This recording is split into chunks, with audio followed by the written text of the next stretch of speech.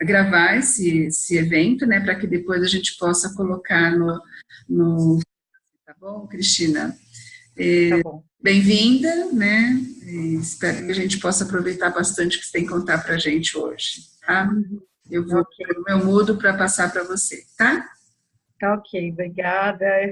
Bom, eu agradeço muito a oportunidade.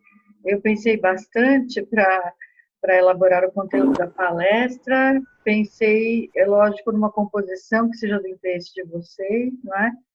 E vou apresentar um panorama do que eu tenho vivenciado nos últimos anos, no que se refere à educação, né? Eu escolhi aqui um caminho que eu acho que vocês vão gostar, um caminho, inclusive, que foi comentado no primeiro evento de integração entre o ambiente acadêmico e universidade corporativa, que aconteceu na USP, na FEA, no ano passado.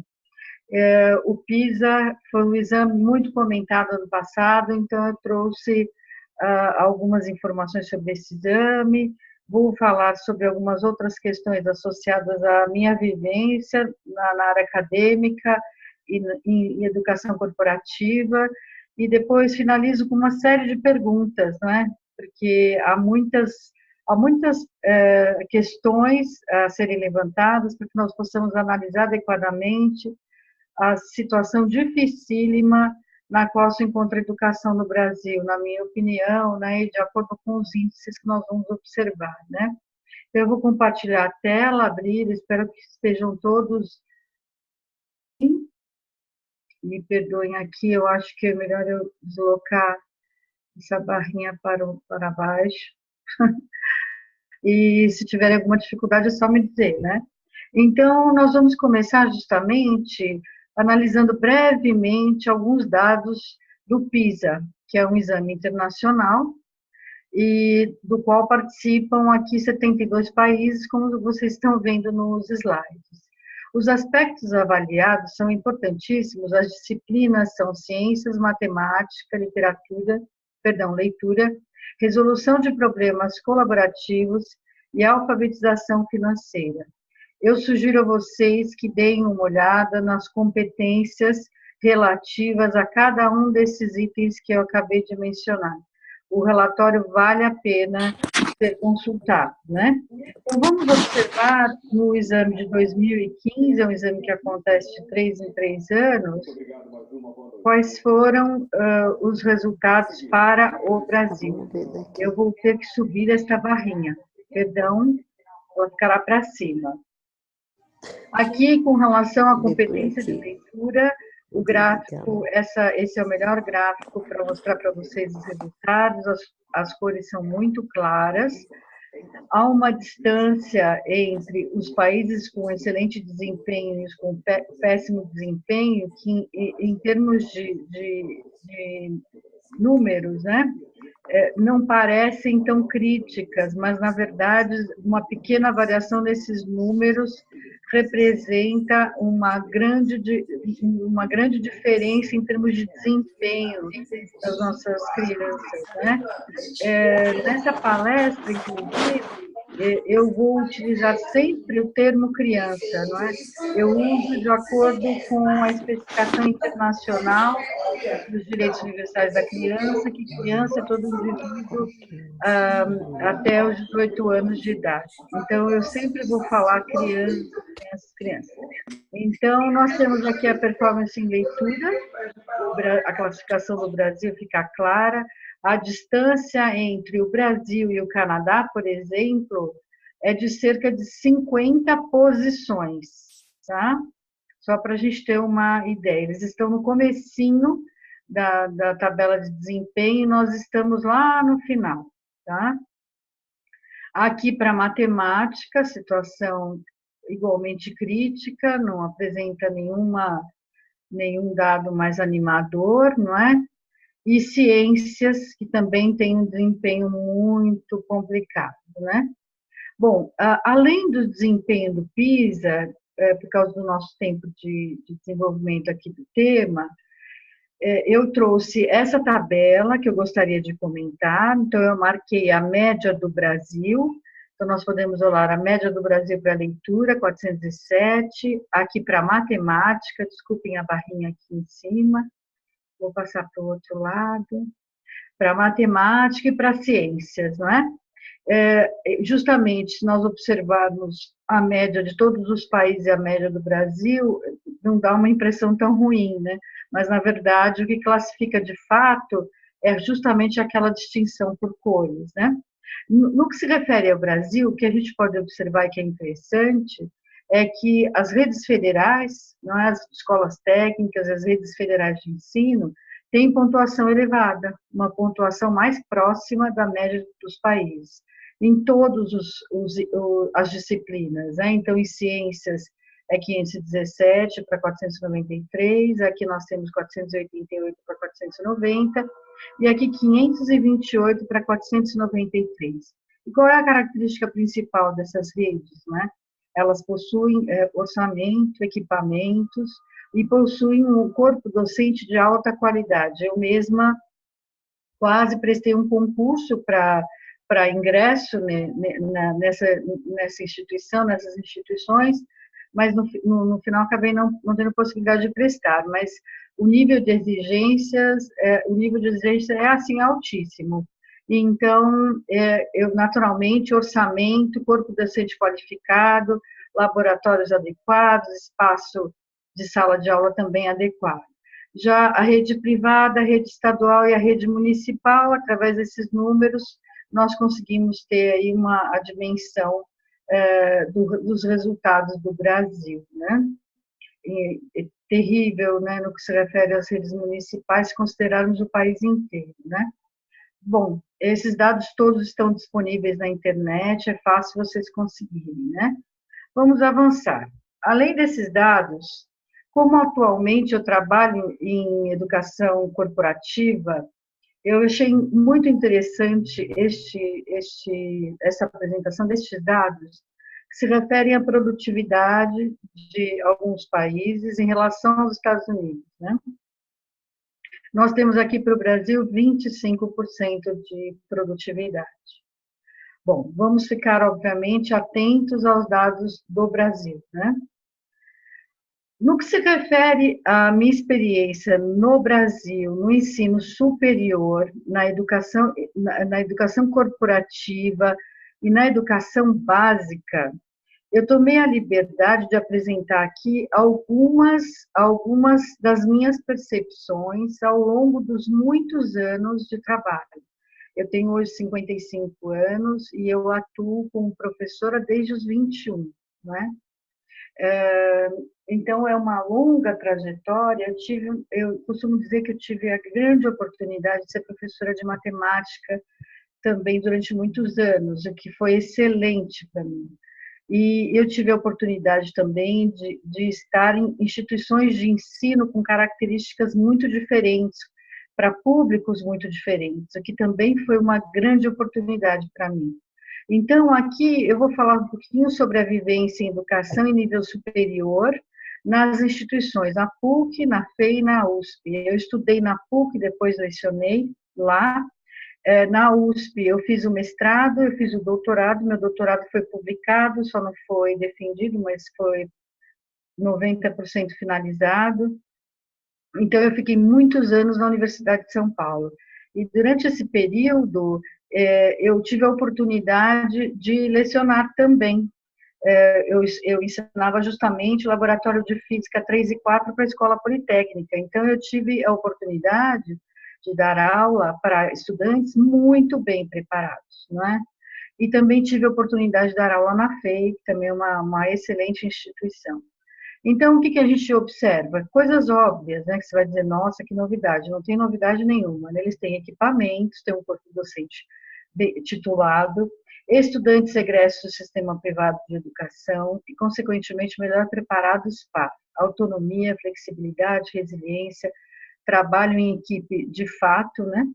Pouca ou nenhuma lacuna de conhecimento, acostumados a enfrentar desafios, elevado nível de concentração, dispostos às avaliações individuais e são mais competitivos, especialmente os da escola politécnica, não é?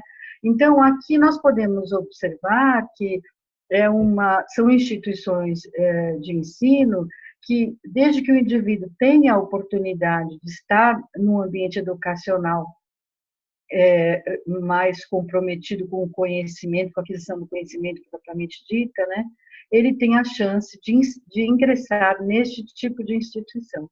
Então, a palavra oportunidade aqui é para o estudante, né? Ele teve a oportunidade de chegar até aí.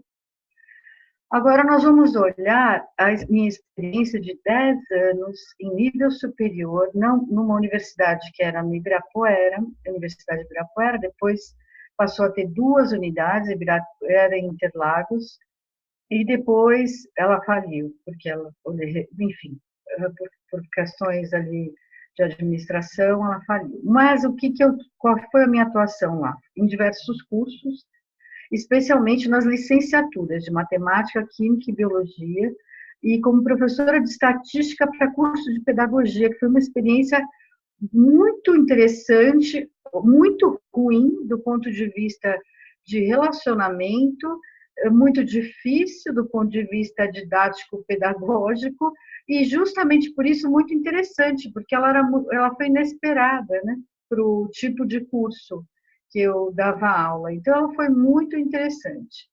E o que a gente observava, né? O que vocês naturalmente vão dizer, nossa, que óbvio, né? Carência de laboratórios e equipamentos, mas eles tinham um corpo docente titulado. Eles tinham um corpo docente excelente e a remuneração desse corpo docente também era excelente, né? Isso é um detalhe importantíssimo. Os estudantes egressam principalmente do sistema público de educação e se mostraram menos preparados para autonomia, flexibilidade, resiliência, trabalho em equipe de fato, né? Carência de conhecimentos e anos de lacunas, baixo nível de concentração para os estudos, maior disposição ao conflito docente-discente, maior índice de desistência diante de dificuldades e tendência a resolver as dificuldades com apoio. Na verdade, o importante era conseguir a nota, não importava muito como é que eles atingiam esse objetivo. Eu tinha uma má fama, digamos assim, porque sempre fui muito detalhista, era muito séria, dava as aulas, no meu entender, como deveria, as provas, obviamente, eram compatíveis e eu não deixava ninguém colar. Então, eles me odiavam e eles me chamavam de pitbull. Depois a gente até pode falar um pouco sobre isso, mas é interessante, não é? Porque esse tipo de conduta, a minha conduta, especialmente com relação às avaliações, era difícil para eles segurarem, né? Eles não gostavam, obviamente, que eu cuidasse deles nas provas. De qualquer maneira, eu avancei assim durante muitos anos, e é evidente que essa postura de levar a sério as aulas, preparar aulas corretamente, sabe? Esse tipo de postura me levou a situações dificílimas. Eu fui ameaçada de morte, e, enfim, eu quase fui agredida várias vezes. Então, a gente está falando de dificuldades importantes no relacionamento entre discente e docente, coisa que absolutamente não acontecia nas outras instituições. Vamos para frente. Eu preciso ver o tempo que eu estou falando, mas a Tânia acho que me ajuda, né, Tânia? Por favor, chama a minha atenção se for preciso, tá? Com certeza, mais uns 10... Agora, instituições, educação corporativa, os discentes, vamos lá. Competências profissionais bem estabelecidas. Como estudantes parecem assumir os comportamentos que tinham em sala de aula, isso é muito interessante. Eles mudam de comportamento quando estão no ambiente de estudo, né? Transferem para os treinamentos e trabalhos em equipe. Oi? Oi? Oi. Vamos lá. Pode continuar, Cris. É só que alguém no aberto, mas já vai fechar o microfone. Ok. Perdão, vamos lá. Transferem para os treinamentos e trabalhos em equipe comportamentos imaturos, muitas vezes incompatíveis com as funções que exercem. Pequenos departamentos são criados para que uma pessoa faça os cursos de muitas pessoas. Isso é bizarro, né?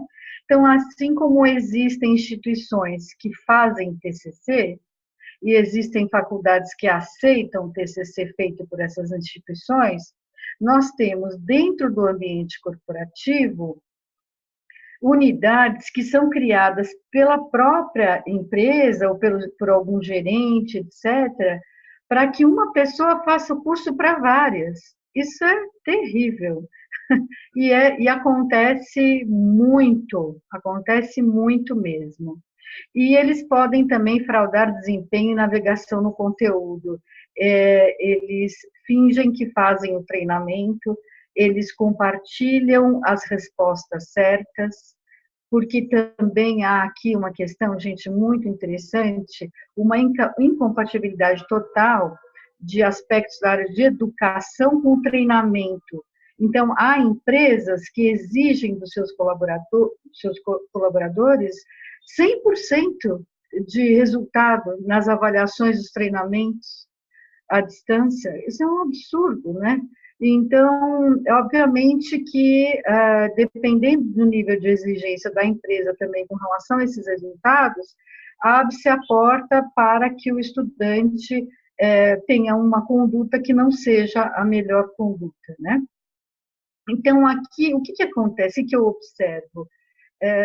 Indivíduos, muitas vezes, muito bem remunerados, e que possuem oportunidade de se aprofundar nos estudos, essas oportunidades dadas pelas próprias instituições, mas eles aproveitam muito pouco, e não só porque não se envolvem como deveria nas atividades de estudo, por falta de tempo e por N motivos, mas também porque, em termos de conduta, e eu chamo de cultura educacional, eles trazem uma bagagem com vários problemas, e eles tendem a utilizar os mesmos recursos que utilizaram no ambiente, na educação básica, eles tendem a utilizar no ambiente educacional ligado à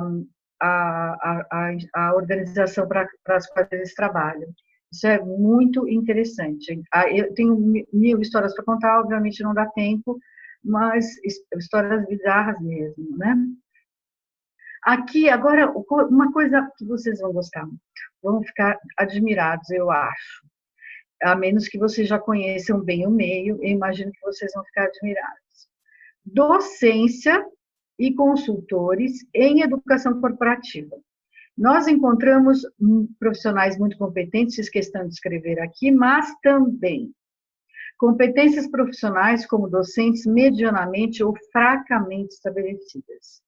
Utilizam os mesmos recursos que alguns estudantes no que se refere à produção de conteúdos, contratam terceiros, sem que haja preocupação do ponto de vista ético. O mais interessante é que eles cumpram os trabalhos, cumpram os textos e acham que as equipes, quando bem formadas, não vão identificar. E se identificam e a gente entra em contato e marca a reunião e vai tratar do assunto, eles se tornam agressivos. E isso faz parte da cultura educacional, na qual, ele esteve inserido em todos os anos de vida dele. Então, não é surpresa. É surpresa porque ele é um docente, né?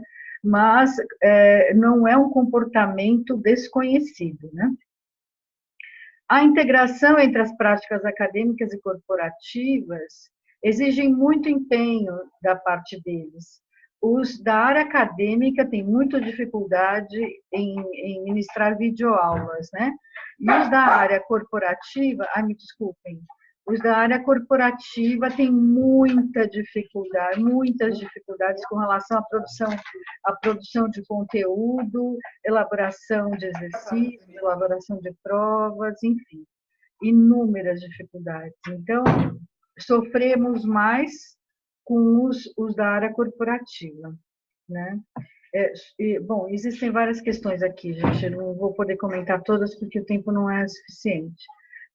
Vivência acadêmica fraca.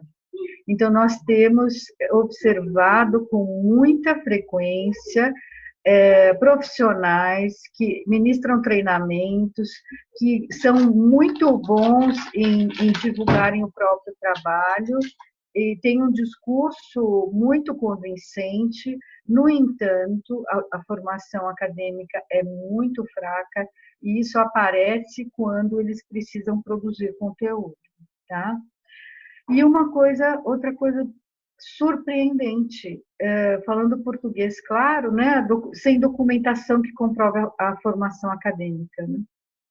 Isso acontece muito. E nós pedimos os documentos, pedimos a cópia do diploma e não recebemos. Há declarações que não são comprovadas nas instituições de ensino. Enfim, há muitas questões. Então, por que eu coloquei essa palavra oportunidade aqui, né? Palavra estranha, não é? É uma oportunidade para essas pessoas ministrarem esses cursos, porque eu penso que, se nós compararmos o formato anterior, que era de treinamento propriamente dito, e o formato atual, que mais se aproxima da área educacional, é uma oportunidade para eles. E é uma oportunidade para todos nós, porque toda esta carência pode ser tratada. Nós podemos oferecer cursos, não é? De aperfeiçoamento para essas pessoas. E eu acredito que elas participariam, né? Aquelas que realmente querem se desenvolver, que são mais sérias e procuram agir do ponto de vista ético, elas fariam. Por isso eu coloquei aqui a palavra oportunidade, tá? Agora, mais uma coisa, com relação agora à educação básica, minha vivência dos últimos anos, desde 2012 especialmente, num projeto de direitos universais da criança, que eu desenvolvo com o apoio do Consulado Geral do Canadá, na verdade, é um projeto do governo canadense, e aqui nós criamos um coletivo, este coletivo ele justamente definiu qual seria a melhor abordagem do conteúdo para o Brasil, fez a adaptação, né? E assim hoje nós temos um material extenso do projeto, nós temos videoaulas que são oferecidas gratuitamente, nós temos agora um contato com o Chile também para fazer transferência de conteúdo sem custo nenhum, para poder difundir o projeto no Chile, se tudo der certo. Então, vamos ver o que eu encontrei, não é, nestes ambientes. Eu estive nas 5 regiões do Brasil, em pelo menos uma cidade, ministrando treinamento para professores e para crianças, porque eu nunca dou aula só para os professores, quando eu vou, né? Dou aula para as crianças também. Então, olha só o panorama, né? Carência de cuidados parentais ou cuidados distorcidos pela violência. Salas heterogêneas do ponto de vista social, carência de estímulo na primeira infância, machismo, preconceitos, disputas, sexualização precoce, abusos, eu deveria ter posto no plural, violência, racismo. O problema do racismo é agudíssimo. Aparentemente pouco compassivos. Podem ser resilientes com relação às vivências familiares, superam grandes dores pessoais, mas podem apresentar dificuldade de comportamento em sala de aula. Isso é muito interessante, é crítico e é muito interessante. Há muitas outras questões com relação a esse aspecto. Carência do adequado atendimento às questões de saúde física, emocional e espiritual. E aqui eu fiz questão de colocar espiritual, sabe por quê? Porque a religião provoca distorções que vocês não podem imaginar. Não podem imaginar. Crianças que possuem problemas graves de ordem psiquiátrica ou psicológica, que não recebem atendimento médico porque por causa da religião, os pais não encaminham. As questões de saúde emocional, as questões psicológicas, eu vi em Rondônia, Cacoal, uma cidade do interior, um menino com problemas gravíssimos por causa de várias questões, era uma criança que desestruturava todo o ambiente da sala de aula. Oi, eles estruturavam todo o ambiente, e no município inteirinho só existia uma psicóloga para todas as crianças, ou seja, aquela criança nunca receberia atendimento. Então, esse tipo de situação é desoladora. Você chega num lugar, você vê, meu Deus, mas tem como resolver isso? A gente tem como resolver isso, mas não consegue fazer absolutamente nada. Ainda tentei um contato à distância com uma terapeuta em São Paulo, mas na época não conseguimos dar sequência, mesmo que fosse em atendimento à distância, né? Ainda dentro do 21 para a educação básica, carência de recursos tecnológicos, de continuidade nos estudos, de um sistema que permita a eles evoluírem segundo os seus conhecimentos, a partir dos seus conhecimentos, não é? Um sistema progressivo de desenvolvimento e que tenha condições de atender o indivíduo. É assim, eu acho o seguinte, eu acho que com a educação à distância nós conseguiríamos criar um sistema que desse aos indivíduos a oportunidade de navegação no conhecimento, digamos assim, de uma maneira que ele possa evoluir de acordo com o tempo dele, sob orientação de um professor. Então, eu acho que essa questão, obviamente, da aprovação automática, ela, digamos que ela, eu acho que daria para deixar de existir, daria para fazer um trabalho alternativo, digamos assim. Então, aqui, perdão, eu vou só retomar a leitura. Carência de recursos tecnológicos, de continuidade nos estudos, de um sistema que permita a eles evoluírem segundo seus conhecimentos, que respeite seus tempos de aprendizado e que ofereça, de fato, a oportunidade de aquisição do conhecimento. Então, aqui eu só quero fazer um adendo que o que eu vi nas regiões mais carentes são crianças que vão para a escola numa condição de higiene inimaginável. Elas são carentes de absolutamente tudo, apesar da escola dar a elas o uniforme, material, elas não têm nenhum tipo de cuidado fora da escola, né? Então, isso faz com que a gente veja cenas que vocês não podem imaginar.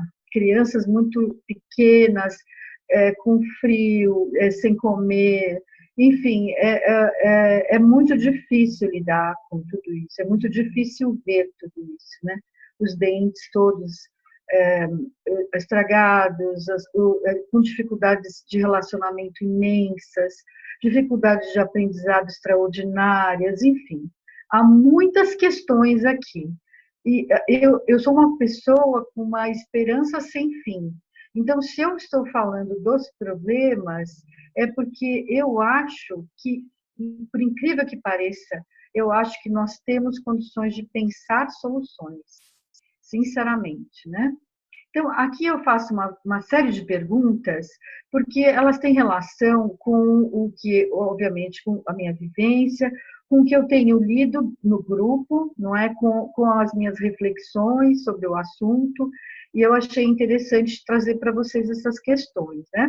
E junto eu coloco ali só o artigo 1 da Convenção, que é justamente, que justifica a minha referência à criança, né? Sempre para os estudantes da educação básica. Então, aqui, quando de fato começamos a perder nossas crianças no ambiente educacional, o que dizem nas escolas é que é na quinta série. Apesar do desempenho das escolas das crianças de 15 anos, das escolas municipais ser muito baixo, eles já estão quase no ensino médio, se não estão no ensino médio.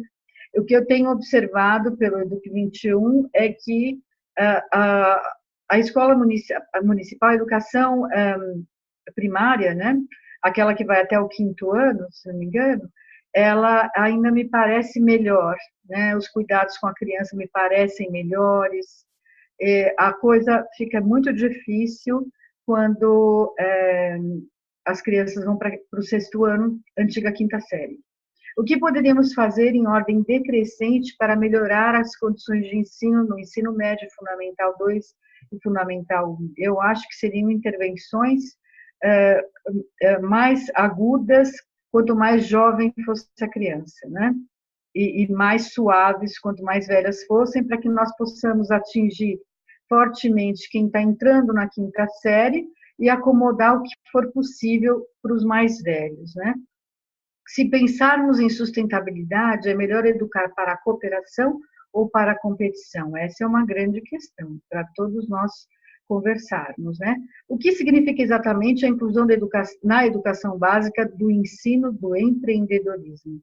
Grande questão que provavelmente está ligada com a de baixo. Como orientamos o estudante para o trabalho na configuração atual das leis trabalhistas? Será que precisamos de professores mais preparados para o uso de tecnologia e bem formados? É claro que sim, né?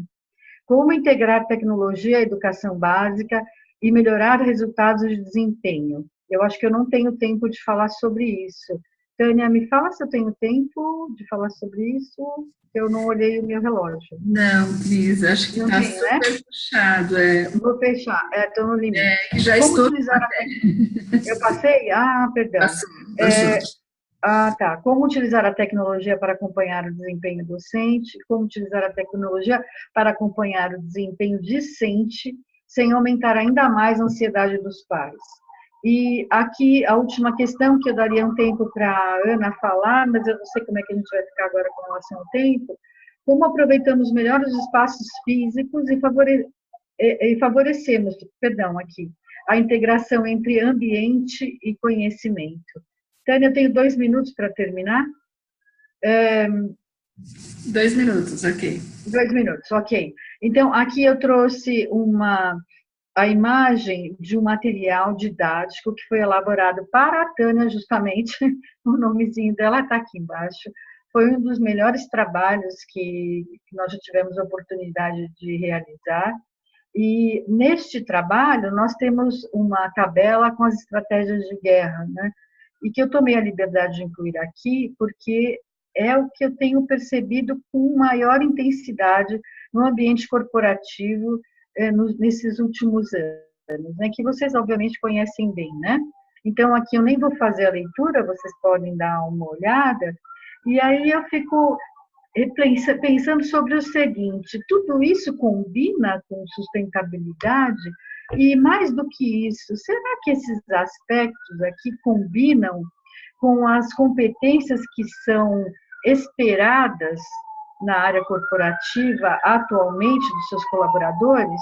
E aqui nós temos algumas dessas competências, né? Motivação, foco, iniciativa, autoconsciência, consciência social, inteligência emocional, disciplina, resiliência, criatividade, ética, persistência, autodesenvolvimento, entre outras, né? Então, será que é compatível uma coisa com a outra? Será que a gente não tem que repensar tudo isso, né? Então, essa é a minha intervenção de hoje, né? E eu estou disponível para responder perguntas e gostaria também de ouvi-los, né? Com relação a tantas perguntas que eu mesma fiz, né?